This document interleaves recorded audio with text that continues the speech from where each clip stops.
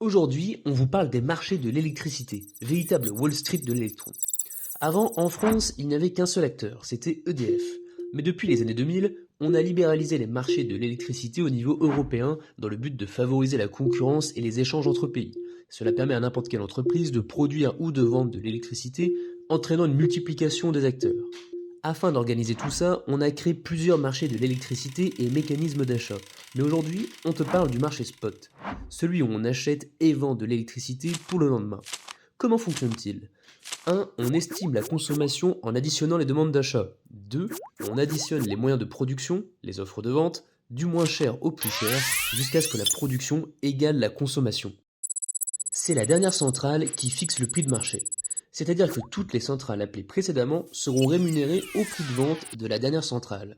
En général, c'est une centrale à gaz. C'est pour ça que tu as peut-être entendu que le prix de l'électricité est indexé sur celui du gaz. Ce fonctionnement est au cœur du débat ces derniers mois.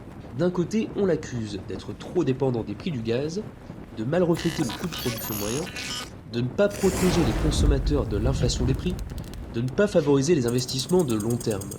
De l'autre, certains défendent à juste titre sa capacité à faire appel aux centrales les moins chères à chaque heure et sa faculté à favoriser les échanges entre pays, primordial pour la sécurité d'approvisionnement. Le débat sur une réforme des marchés de l'électricité ne fait que commencer.